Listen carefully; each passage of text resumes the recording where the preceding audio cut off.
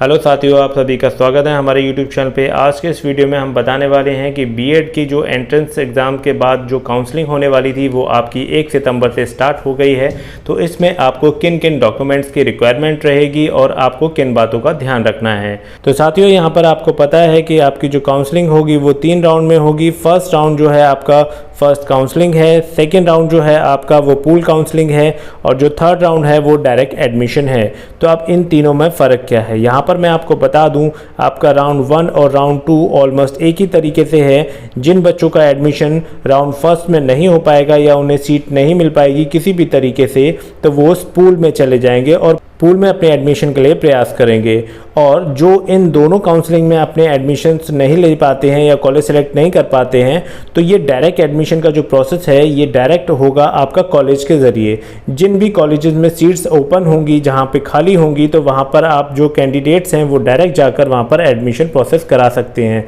लेकिन आपको इन बातों का ध्यान रखना है कि अगर आपने फर्स्ट काउंसलिंग, सेकेंड काउंसलिंग में पार्टिसिपेशन नहीं किया है या किसी भी तरीके से आप काउंसलिंग में पार्टिसिपेट नहीं किए हैं, तो आपका जो थर्ड जो राउंड है वो आपके लिए एलिजिबल नहीं है। आप डायरेक्ट एडमिशन कहीं पर भी नहीं ले पाएंगे।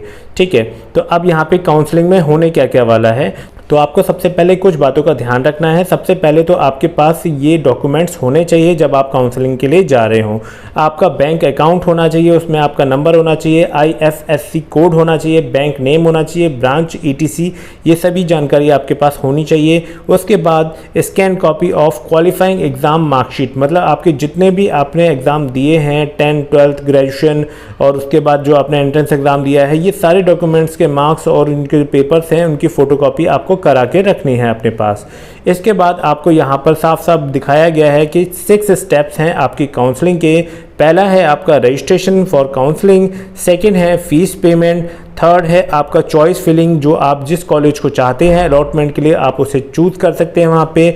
उसके बाद कुछ टाइम ऑफ पीरियड के बाद आपको अलॉटमेंट ऑफ कॉलेज का मैसेज आएगा आपके मोबाइल नंबर पे। उसके बाद आप जाके उसकी नेक्स्ट प्रोसेस कर सकते हैं। और जब आपको कॉलेज आपका अलॉट हो जाएगा तो उसके बाद आ जाता है step number 5, insurance of confirmation letter. तो आपको वो कंफर्मेशन लेटर जो है वो निकलवा लेना है। उसके बाद आपको वो सारे डॉक्यूमेंट्स लेकर यहाँ पर जाना है स्टेप नंबर 6 में, रिपोर्टिंग एट अलॉटेड कॉलेज। जो आपको कॉलेज अलॉट किया गया है आपको उस कॉलेज में जाके रिपोर्ट करना है, बताना है कि हमारा जो एडमिशन है वो आपका कॉलेज चुना गया है और आपके कॉलेज में ही हमारा एडमिशन होगा। तो उसके बाद वो आगे की सारी प्रोसेस आपको बता देंगे।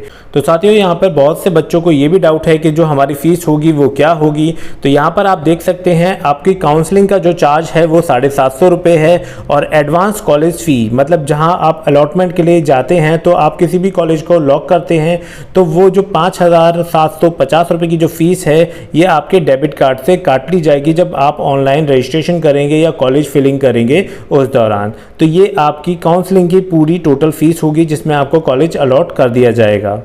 तो यहाँ पर इस बात का आपको ध्यान रखना है कि counselling fees is not refundable. तो आपकी जो काउंसलिंग फ़ीस है वो रिफंडेबल नहीं होगी।